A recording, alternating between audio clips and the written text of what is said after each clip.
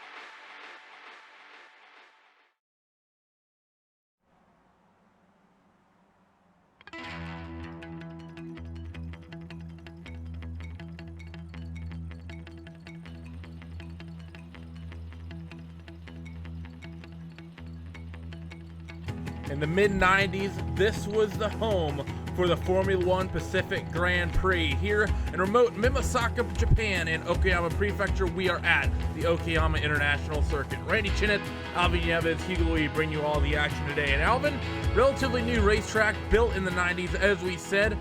Got, some international fame, got on that Formula One schedule for a time, and then, well, it's sort of fallen down into, let's say, a bit of obscurity here outside of international events. Still holds some Super GT events as well as Japanese Superbikes, but outside of that, Okayama is really famous for being the way you build your rookie licenses up here on the roadside here on iRacing.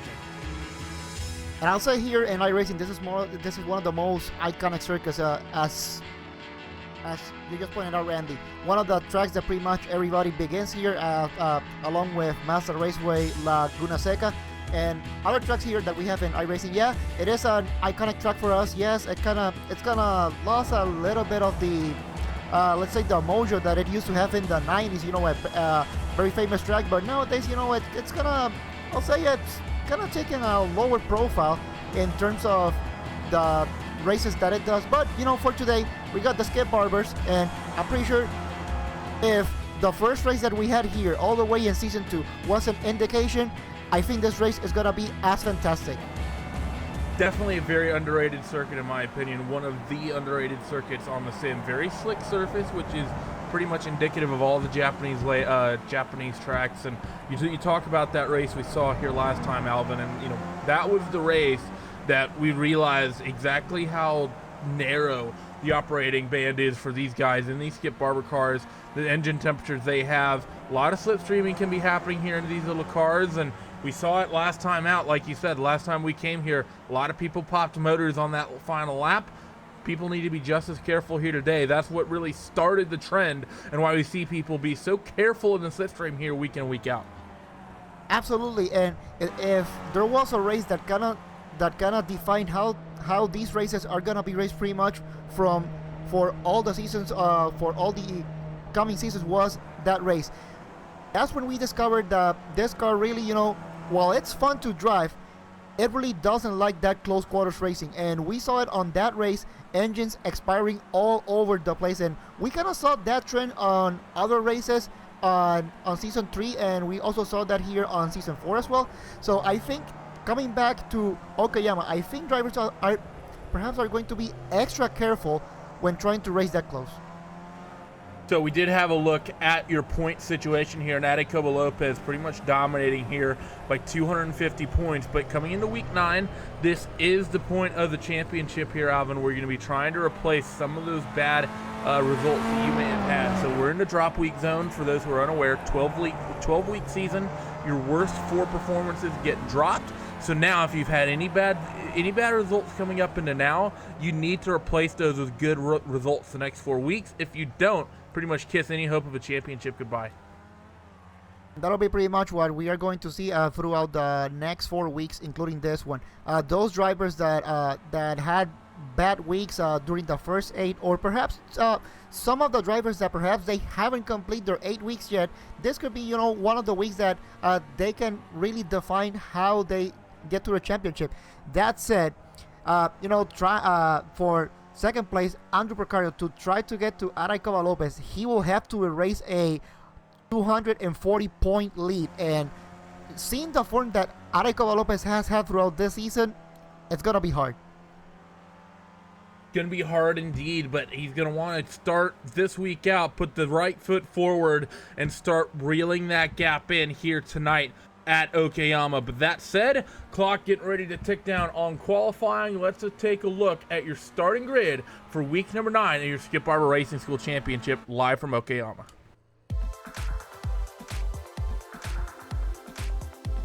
So, Jacobo Lopez takes pole position here away from Yamandonald Torres. A dominating performance in the time trials for him. A full 0.4 of a second quicker than everyone else.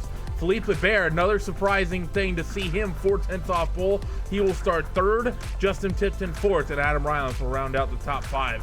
Andrew Percario will sit 6th, Francois Bollier 7th, Simon Scholze 8th, Carl Dronkin 9th, and Edwin Valerino will round out your top 10. Tyler Hervias will start 11th, Christian Campanga 12th, Daniel Kevinillis will start 13th, Gordon Ramsay 14th, Matthew Wollett 15th, Mike McCormick 16th, David Cobb 17th, and Jorge Atienza in that 18th position. 2.3 miles, 11 turns here around this Okayama circuit. As we said, slick asphalt, and for these little Formula 2000 Skip Barber machines, a lot of slipstreaming. Not typically a circuit that you'd identify with the draft, but in these slower cars, it's definitely well in effect, waiting for everyone to get themselves on the grid. And then we will be racing here very shortly here on RaceSpot TV and iRacing Live in your Skip Barber Racing School Championship. Again, it really is sort of all eyes on Jacobo Lopez, dominating performance in qualifying, 0.4 quicker than anyone else. Will that be enough to break the draft here today? Reds begin to build, lights go out, and we are green here at Okayama. It's a good start up and down the field here as they go running off into the first quarter for the first time. Yama Torres, one of the best qualifying results we've seen from him. He will cycle himself into the second spot. Felipe Bear will sit in 3rd through the 90-degree first right-hander here at turn 1, then into turn 2. Very unique sort of first sector here at Okayama. Not many tracks very much like it. 2 90-degree corners to kick it off, and the entire field have in single file as they work themselves through that tight chicane at Moss, and now into Atwood curve. Uphill right-hander coming on the long back straightaway. Now's the time I think we might see Jacobo Lopez come under attack. He hasn't opened up a gap at all. He hasn't opened, and pretty much no changes in positions throughout the start of the race so far, although cars are starting to move left and right. Jacobo Lopez defending the lead of the race from Jaume Dalmases and trying to keep it on the inside, coming here into the hairpin corner and now going into Revolver.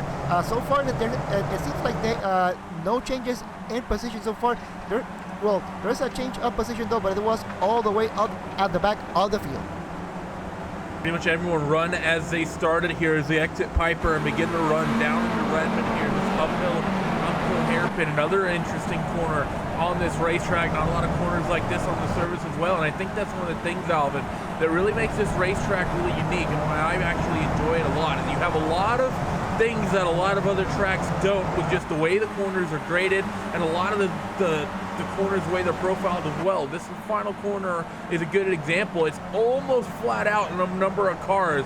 You can almost just about keep your foot down, but you have to just balance that throttle pedal just perfectly through that final corner. And turn 1 and turn 2, very similar as well. Not a lot of corners in the sort of profiling that you see at the end of the last sector and the beginning of the first sector here at Okayama. It certainly is, and that is one of the main characteristics of this track as they go here into turn number 2. This is another faster, but kind of deceiving as well, because you think that you can go full throttle, but you have to lift just a little bit, otherwise you will go really wide, and that is the last thing that you want, not going here into the Mosses and not going into Atwood Curve. And this turn here, Atwood Curve, is another really deceiving turn because it's camber on your favor, but you also have to be careful when you get back on the throttle. Up on the throttle they go, and up the hill at Atwood, down the long back straightaway on the run into the hairpin. And Torres and Barber need to be smart, because Lopez has opened up a little bit of a margin here for the race lead. And if they race too hard, they might just give the race win to Lopez. Barber, though, he wants the second spot. Diving to the inside of Torres on the run to the hairpin. He'll get it done now as they go cycling into Revolver. What can Felipe Barber do now that he has himself slotted into the second spot? Through Piper they come. Was that maybe a bad qualifying effort on the part of Barber, or that 410 still in Adecobo Lopez's pocket now as they come back up into Redmond for the second time? And the Frenchman is going to be looking to try to close down on that gap. Excuse me, Felipe from Texas. That probably wasn't the best thing to say. Oh, you know, and for Felipe Barber, that was a bad qualifying for his standards. But you know what? We also have to consider that points are given during the race, not during qualifying. And Felipe Barber now running in P2. Let's see if he can close the gap to Adecobo Lopez. The gap right now, half a second. So gap half a second as they come down onto the front straightaway. Felipe is still allowing him to open up a gap, but the fight is going to be on for that third place as Torres almost coming under attack from Justin Tipton, but Tipton having to pull back into line here as they go running through that first corner, and now back into Williams. So through the tight, well, not necessarily tight, but awkward left-hander here at turn 2. Torres trying to hold on to that third spot. We're seeing a two-car breakaway here, Alvin, as Barber, he got that position done from Torres going into hairpin last time through, and he's opened up a few tenths already. And while he hasn't closed in on Lopez, I think he's more or less just kept the gap pretty much even. And I think this is what I think Felipe Barber is kind of looking right now. He doesn't want to get too close because as we saw on season 2, if you get too close and you keep that rhythm for too long, your engine may explode. So perhaps having that gap will help Felipe Barber in trying to get the race win. And that could also be a little bit of tactics, trying to get Adecobo Lopez to relax just a little bit, thinking that perhaps because he has a decent margin, he can let the gas just a little bit, and that may be the opportunity Felipe Barber may be looking for. Getting up into the final sector they come. A very interesting, like you said, kind of awkward couple corners here. That uphill left followed by this uphill right. A few different lines you can take through there with your top two. Continue to stretch a margin over the rest of the field. Looking back, another tight battle happening here, somewhere around the tail of the top 10. Simon Schultz, Edwin Valrino, Hervias, Capanga, and Carnelis. They're fighting really close, and then the very last pack on the track right now of Woollett, Ramsey, Cobb, McCormick, and Atenza. Very close, as well as the entire field coming down a long front straightaway here, and the C cars fanning out 2, 3, 4 wide. No overlap just yet between most of these guys, but people playing that draft game already, Alvin, just in a handful of opening laps here. We're already working lap 4, and people are fanning it out 3, 4 car widths wide down that front straightaway. And I also have to say, I've been really surprised that perhaps this is the first race that I've seen pretty much separated by less than 10 seconds, and we're only on lap 4. So that shows you how competitive this Skip Barber series has been so far. And well, I said that, and Adecobo Lopez keeps opening the gap just a little bit more here and there, and they're going really out of the track limits to try to break the gap. So I think going to extreme measures, but hey, if it's allowed, why not? So Adecobo Lopez has opened the gap as the fight is on for third. Justin Tipton wants to try to get the same move that his teammate got done on Torres, but he's not going to be able to do it. He went to the outside at the hairpin, and that we know, Alvin, is the place that if you can make it stick, you have that inside line into Revolver, but not able to make that move, and Torres will hold on to that third spot. Philippe Lebert, the only person to make that move up into that hairpin so far here on Mr. Torres. And Adecobo Lopez, we talked about how close he was, Alvin, to Philippe Lebert. We talked about how close he was to Adecobo Lopez. That gap starting to stretch out about 0.6 of a second last time through. I think it's going to be out to about 0.7 this time by. I think Lopez has been able to break the draft just enough, and that number 1 machine is dominating in such a fashion that we haven't seen quite a while from that number 1 machine this season. Normally, he gets a lot more harassed due to the slipstreaming that we see in these Formula 2000 cars, and indeed gaps out to a second. And I think this is the type of truck that really suits Adecobo Lopez. Yes, it's fast, but it's a lot more technical than what it is in terms of how fast you can go. And that is the type of truck that Adecobo Lopez definitely excels in. And that is what we are seeing today. Little by little, he's been able to open the gap. Now the gap is just a bit over 1 second, just enough to break the slipstream. Down on the back straightaway once again, and now if you're Philippe Lebert, you have to start thinking, I'm not going to be able to reel in Adecobo Lopez. The draft is gone, and he's simply quicker. Now I have to think about the drivers behind me. Torres, he does have 2 teammates stacked up behind Torres in Tipton and Rylands, How will those 2 come into play as they all run down into the hairpin? And then behind those 2, you do have Andrew Picario, who sits second in the points, and Francois Bouliane. So 2nd through 6th here, Alvin, the second pack. We're used to seeing this sort of pack racing in this series. Very, very strong. We've come accustomed to get to seeing. Now inside of 10 laps to go. I'm interesting to see if we get any incidents from this little 6-car pack. And then pack number 2 forming up. That's Schutze, Dronke, Valerino, Hervayas, Capenga, Cabanillas. That's from about 9th through 13th. So about half dozen or so car packed are what we're seeing here tonight. It is pretty much, and we are usually used to seeing maybe 3 up to 4 packs during a race. Up here today, we have pretty much 2 big groups. We have kind of like the leading group, but Adecobo Lopez is pretty much trying to break away with it, and then we have this gigantic second group from P8 all the way to P16, and that's a really interesting group that we have in there as well, because we usually see that secondary group.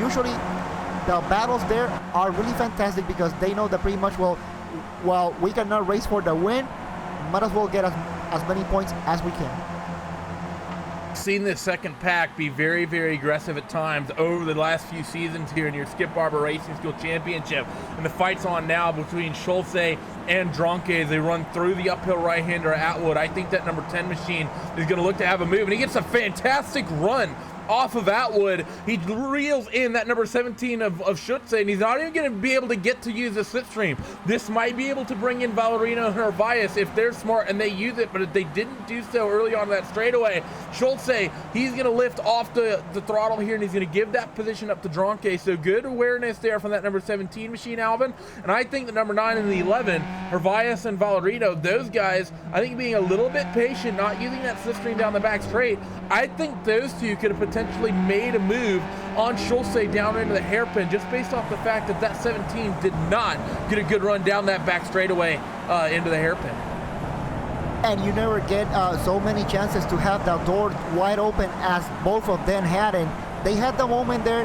They could have taken it, and unfortunately they let that opportunity go by. Now trying to go into the leading group here, going from Philippe Lebert all the way to Francois Bouliane, as Philippe Lebert runs really wide to start just another lap here at the circuit, and Adecobo Lopez still trying to break a little bit free from the slipstream. He has been able to do a good job. The gap is still at 1 second. I think perhaps he has found a way that, okay, not to push it too hard, but also try to keep just enough pace to keep that leading group away from him. The gap fell in favor of Felipe Bear there that last time by, but it was under a tenth of a second, so it's still tight margins here between your top two, and maybe LeBear has something underneath that Skip Barber Formula 2000 car. Maybe he can make something happen and reel in that #1 machine, but it's really hard to say. That Jacobo Lopez taking very flamboyant lines here. We've seen him down the front straightaway all the way against the pit wall. Oh, Randy, sorry to interrupt you. A big crash here coming into Revolver and Piper. Edwin Ballerino, he lost the car and unfortunately had contact with car number 11. A really big crash here in the secondary group. This is the number 9 of Edwin Ballerino. He started this. This is going into corner number 2. Revolver a little bit later on down the lap, but he made sort of the typical turn 2 mistake here, Alvin. He got the right rear tire kicked up on the dirt, trying to straight line the entry as much as he could. The back end pretty much just went around. I think he put that rear tire on the dirt just as he hit the brakes, and when that happened, it instantly locked up that right rear tire. Lower coefficient of friction, of course, on the grass, and when that happened, Hervias and Capanga really know where they could do. Well, Capanga is able to slip through, but Hervias know where that he could go, and that's unfortunately 2 cars, I think, potentially out of this one. 2 cars out of it, really unfortunate, and you know they were having a really nice battle, so that pretty much has kind of broken up that secondary group. Now, with that said, we still seeing some great racing here. Francois Boulian trying to battle Andrew Procario for P number 6. And speaking about Andrew Procario, that is one of the drivers that we said that he needed to have a good race because he needs to reel in that points lead from Jacobo Lopez, and I gotta say P6 is not helping him. Yeah, he needs to reel in, and we've seen this from Procario in the past, though. He needs to get a couple spots, but he's someone we've seen be in these sort of situations and cruise around in these sort of packs before, and I think he knows, Alvin, that where he is right now is sort of just good enough at the time being. It's not where he wants to be once that checkered flag flies, but he's in striking distance of Adam Rylands, of Tipton, Torres, and LeBear. And as I say that, Torres and Tipton, they're going to go side by side into the hairpin. Look for Tipton to maybe be able to maintain speed around the outside. Does he have any overlap? No. So because of that, Torres will be able to take that inside line down into Revolver and then into Piper. So that number 5 machine of Tipton looking very aggressive, but Torres, he said, shame on me, I let LeBear by the first time, but he's not going to let anyone by here on the second or third attempt. Torres still fighting very, very strong down into that braking zone at the end of the back straight. Definitely a great move there by Jaume Dalmases, getting P3 from Justin Tipton. Now, kind of interesting. Let's see if Jaume Dalmases is able to close the gap to Philippe Lebert. I think he let Philippe Lebert go through once, and that's so cool. But I think he is back for revenge. So down the front straightaway, because of the fighting, Felipe Bears opened up a little bit of a gap from those 2 behind him, but the gap for the race lead is pretty much stabilized at 9/10 between Lopez and LeBear. It's sort of just fluctuating a couple hundredths one way, a couple hundredths another way, but still the fight is on from 3rd through about 7th out on the racetrack, as they work themselves through the second corner on the run down into the Moss S and then back up into Atwood once again. And this is where we've seen Torres be so aggressive with the blocking, trying to hold off Justin Tipton, Albin, and now into this awkward section, and I think Tipton, he gets a little bit of a better run coming onto the back straightaway. He sort of straight lines the exit that little bit, and that number 5 is going to look to make a move on the 6 once again. Trying to make a move, but also the number 6, he has the slipstream advantage, taking the advantage of Felipe Lebert. Now he moves in front of Justin Tipton and throws a real good block, but Justin Tipton says, I'm not gonna have any of that, and decides to battle with it. But at the end of the day, Jaume Dalmases still here in the position, but no, it almost contact there, but Jaume Dalmases still P3. That battle, definitely we need to keep watching. Yeah, we need to keep an eye on this for sure, and I think that Justin Tipton may have crossed himself a little bit, because going through Atwood, Alvin, that is one of those corners where there's about 2 or 3 different lines. It's not quite like Sunset Bend is at Sebring, but it is sort of like that in terms of you can run an early line, you can run a late line, there's 2 or 3 different lines just with the profiling of the corner and the width of the track on exit. There's 2 or 3 different things you can potentially do through there. And I think Tipton, he got a little bit of a run, and I think he pulled out of the draft just a hair too soon. I think he may have been able to use a little bit more of that slipstream, and that may have made the difference in that move right there. That said, you see everyone trying to break the draft down the front straightaway into turn number 1. We're already scored 9 laps down, 5 to go. And that was definitely the advantage that Helmut Dalmases had going into turn number 5. He was able to use the slipstream from Philippe Lebert. It wasn't much, and well, I said that in one blown engine right now. Adam Rylance is the one who popped a motor here, and now we have to start wondering. It's hot weather, and that's 5 laps to go, and a motor let go. So now everyone in that lead pack, Alvin, is going to be very, very wary about how they race. Everyone's looking for clean air. Felipe Bear's fishing for it. Adecobo Lopez should be fine. No slipstream all race. Torres is looking for it. You look down the back straightaway, it's sort of the opposite of what we've seen. Last time through, we were seeing people super aggressive trying to make moves. Now everyone's doing everything they can to find that clean air and to get into that radiator inlets on the side, on each side of the number 5 of all these cars, really trying to get them cooled down. And that was pretty much a message then, because if it was the last lap, you know what? You go for it. You try to do everything you can. But 5 laps to go. I think this is a big message for everybody here in the field, especially if you were battling for position. You need to save the car. You have to make sure that you got the car right with you onto the last lap.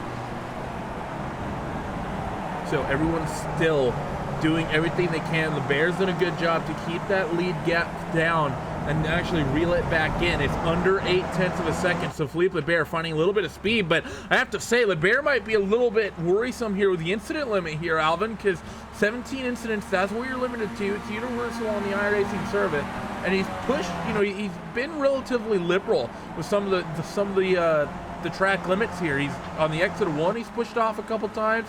The exit of corner number 2, he's pushed off a couple times, and coming off that final corner in particular, we're seeing that number 2 machine push off all the way using, a lot of that gravel runoff on driver's left. Has to be really careful here, because if he keeps that up, he might be knocking on that 15, 16, 17 incident number, which is a very, very nerve-wracking place to be, especially if you're going to be competitive and trying to fight with Adecobo Lopez for the race win, as everyone again starts fishing for clean air down the back straight.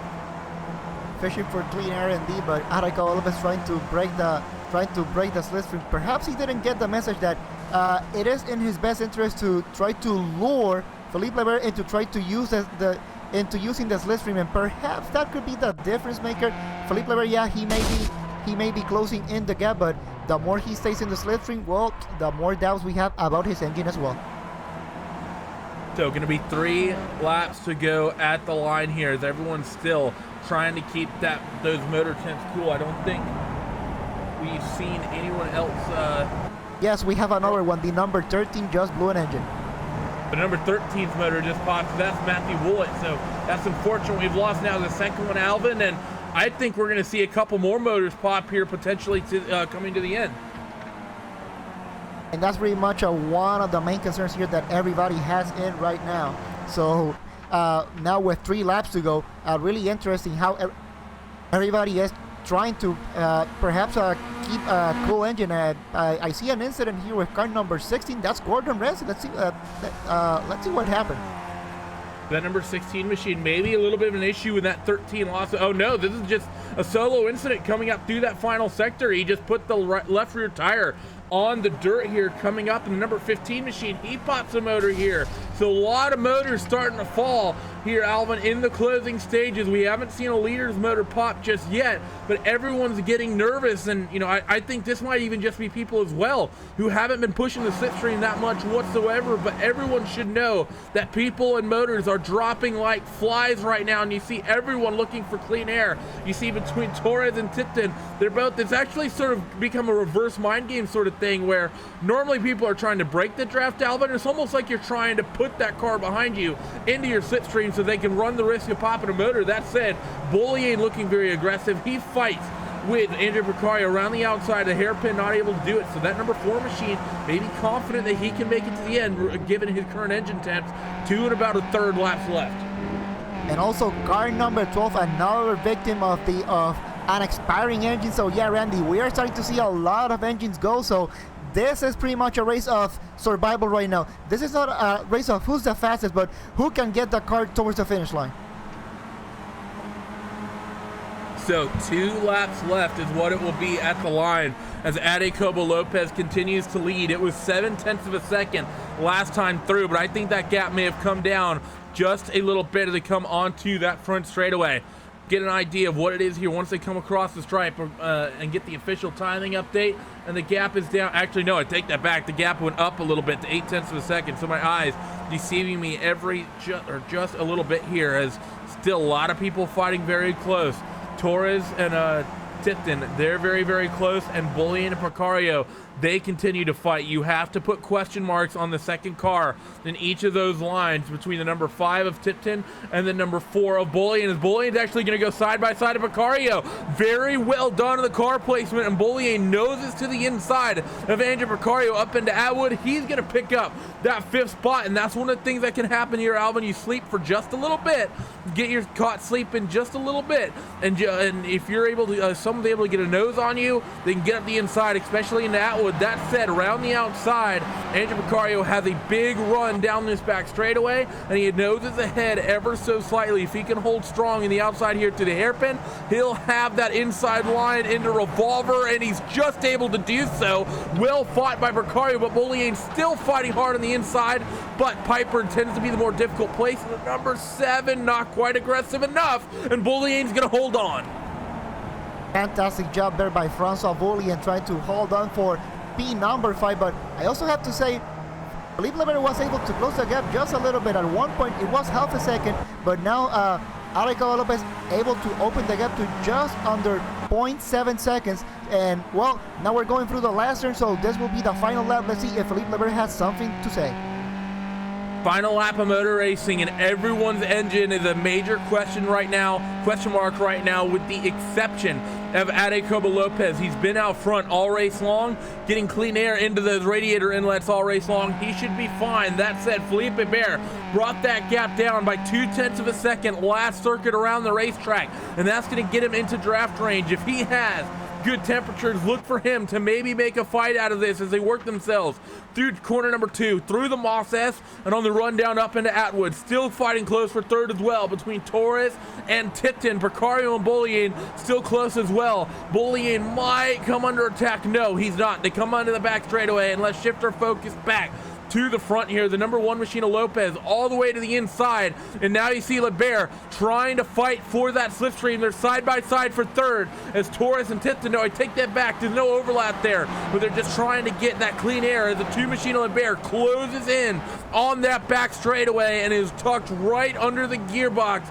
of Adecobo Lopez. Through the hairpin and into Revolver they come, and on the run down into Piper, this awkward left-hander. Torres and Tipton, they continue to fight, as well as Bullion and Piper. Excuse me, Bullion and Precario, as they work themselves now down into this uphill braking zone for the race lead. Number 2 of Lebert still tucked under the rear wing of Lopez through this final uphill right-hander, and then downhill pretty much from here into the penultimate corner near pit lane entrance. You want to clip the curb on the right-hand side, get a good run, and then a drag of the brakes, pitch the car into the final corner here, and get a good run off. The number 1 machine of Lopez does it perfectly, and I do not think Lebert will have nearly enough of a run. Torres and Tipton, they continue to fight for 3rd, but Tipton's not going to be close enough, and Precario in the closing laps reeling in Bullion, but he will also just miss out by a nose, and Bullion will hold on to the top 5. Not what Precario would have wanted here, Alvin. Coming into the first drop week race of the season, he falls back to that 6th spot.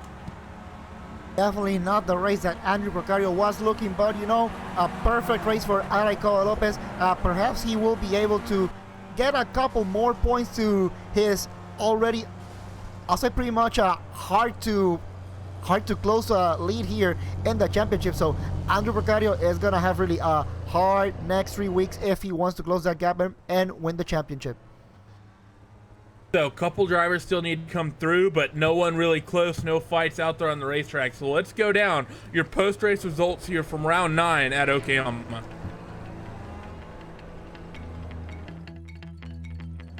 Well done by Adecobo Lopez to take victory here today by 0.5 of a second. At one point, that gap was out to about 1.2 seconds, but Felipe Bear in second did a good job to bring that gap down. Juan Dalmasis Torres finishes third, Justin Tipton fourth, and Francois Bullion rounds out the top 5. Andrew Picario, unfortunate for him, second in the point, will come home sixth. And Carl Dronke in seventh, Simon Scholze in eighth, Jorge Altinzia 9th and 10th is Tyler Hervias, Christian Kapanga in 11th, Gordon Ramsey 12th, Daniel Cabanillas 13th, Mike McCormick 14th, Edwin Ballerino 15th, Matthew Woollett in 16th, 17th is David Cobb, and Adam Rylands in that 18th spot.